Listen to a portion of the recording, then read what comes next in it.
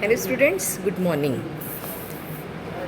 We have completed our two chapters, two units. That is, first is entrepreneurship, then second entrepreneurship, need and importance of entrepreneurship. Today we will start unit number 3, that is factors affecting entrepreneurship development. एवढाच आहे हे unit. काय आहे heading? Factors affecting on entrepreneurship development. म्हणजे entrepreneurship डेव्हलपमेंटवरती कोणते घटक effect करतात, कोणते घटक परिणाम करतात, उद्योजकता विकासावर कोणते घटक परिणाम करतात, असं हे हेडिंग आहे. Okay, so the factors divided into two parts, that is internal factors and external factors. But before that we discuss the related things. The growth and development of entrepreneurship is not spontaneous. म्हणजेच काय की एंट्राप्रेनरशिपची growth जी आहे ती अशी अचानक होणारी नाही. त्याची डेव्हलपमेंट होणारी जी आहे ती अशी अचानक 11th आवरला होणारी नाही.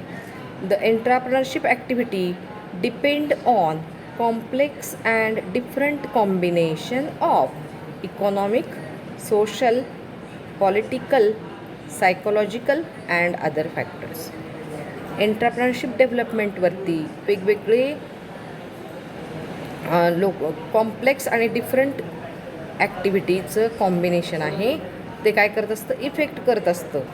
कोणतं आहे ते आहे आर्थिक, सामाजिक, राजकीय, मानसिक आणि इतर घटक. हे सगळे घटक काय करत असतात? एंट्राप्रेनरशिप डेव्हलपमेंटवरती परिणाम करत असतात. These factors have positive and negative influence of entrepreneurship. काही घटकांचे पॉझिटिव्ह इफेक्ट असतात, काही फॅक्टर्सचे निगेटिव्ह इफेक्ट असतात. Positive influence facilitate development of entrepreneurship. जे पॉझिटिव्ह इम्पॅक्ट करणारे जे घटक आहेत त्यामुळं एंट्राप्रेनरशिपची डेव्हलपमेंट होते. Whereas negative influences act as a speed breaker to the emergence of entrepreneurship. तर निगेटिव्ह जे घटक असतात ते काय करतात? स्पीड ब्रेकरचं काम करतात. म्हणजे काय आहे? जर एंट्राप्रेनरशिपचं डेव्हलपमेंट होत असेल तर त्याला अचानक काय लागतो? ब्रेक लागतो निगेटिव्ह फॅक्टर्समुळे. ओके, मग काय आहेत हे फॅक्टर्स? कोणते पॉझिटिव्ह फॅक्टर्स आहेत, कोणते निगेटिव्ह फॅक्टर्स आहेत, त्यांचा काय परिणाम होतो, ते कशा पद्धतीने ॲक्टिवेट होतात, ते कशा पद्धतीने कार्य करतात, हे सगळं आपण या युनिटमध्ये अभ्यासणार आहोत. ओके, काय नाव आहे थर्ड चॅप्टरचं? Factors affecting on entrepreneurship development. Mainly these factors are divided into two parts, that is internal factors and external factors. या फॅक्टर्सची विभागणी दोन भागांमध्ये केलेली आहे.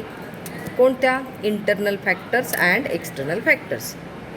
First we will discuss internal factors. आता इंटरनल फॅक्टर्स म्हणजे काय? These factors are controllable factors. नियंत्रणात्मक असतात. Which we can control. आपण काय करू शकतो? कंट्रोल करू शकतो. बघा मी इथं नावं दिलेली आहेत. One by one we will discuss. कोणकोणते असतात internal factors? Individual personality, personal motivation, ambition, education, family background, friend circle, independent thinking, confidence, professional experience, success stories,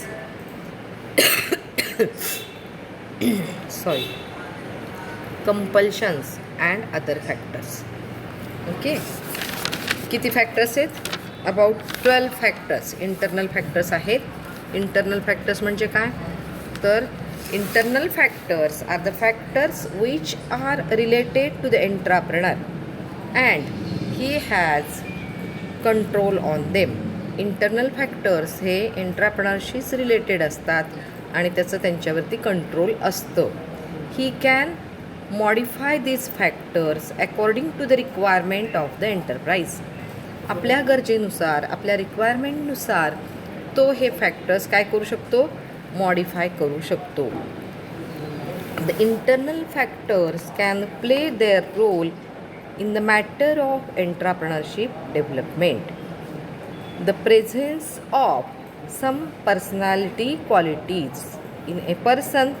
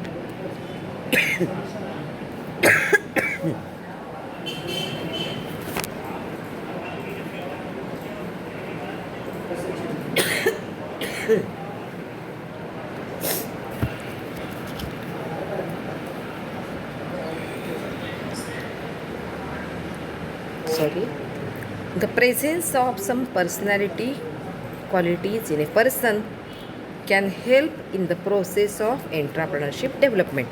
आता हे पर्सनॅलिटी क्वालिटीज कोणत्या असतात, काही स्किल्स असतात, लेव्हल ऑफ एज्युकेशन असते, level of motivation असतं, फॅमिली बॅकग्राऊंड आहे, काही क्रिएटिव्हिटी त्याच्याकडे असते, त्याची रिस्क टेकिंग ॲबिलिटी असते, बरोबर. मग etc. plays an important role in developing a person as an entrepreneur. कोणते असतात, काय असतात, हे आपण सगळं डिस्कस करणार आहोत one by one. So all these factors vary from person to person. प्रत्येक माणसामध्ये सगळेच गुण असतील असं नाही, प्रत्येकाकडे काय असतात, वेगवेगळे गुण असतात, बरोबर. Positive combination of these factors will create and develop and entrepreneur. आता आपण काय काय करूया, एक एक वन बाय वन आपण डिस्कस करूया. फर्स्ट काय दिसते तुम्हाला समोर, इंडिव्हिज्युअल पर्सनॅलिटी. हा काय आहे, internal factor which affect on personality development. So the entrepreneurial personality comprises of the person, his skill, style, motives etcetera. त्याच्याकडे काय काय असतं की त्याची पर्सनॅलिटी, त्याच्याकडे असणारे काही स्किल्स असतील, त्याची स्टाईल असेल, त्याचे काही मोटिव्ज असतील, बरोबर. So impressive personality and individual skill help to develop entrepreneurship. बघा, त्याची पर्सनॅलिटी जर इम्प्रेसिव्ह असेल, आता पर्सनॅलिटी म्हणजे काय, फक्त रुबाबदारपणा असतो का, फक्त छान दिसणं असतं का, नाही. तर personality include so many qualities. खूप सारे गुण त्याच्यामध्ये आहेत.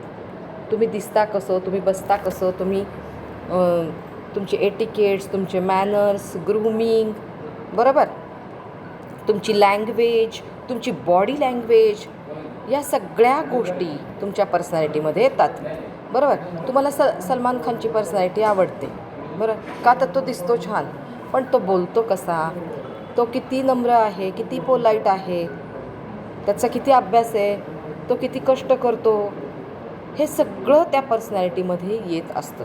म्हणजे एखाद्याची पर्सनॅलिटी जेव्हा आपल्याला आवडते तेव्हा फक्त त्याचं दिसणं आवडत नाही, तर त्याचं चालणं, त्याचं वागणं, त्याचं बोलणं, बरोबर, त्याची बॉडी लँग्वेज, या सगळ्या गोष्टी आपण काय करायला पाहिजे, लक्षात घेतल्या पाहिजेच.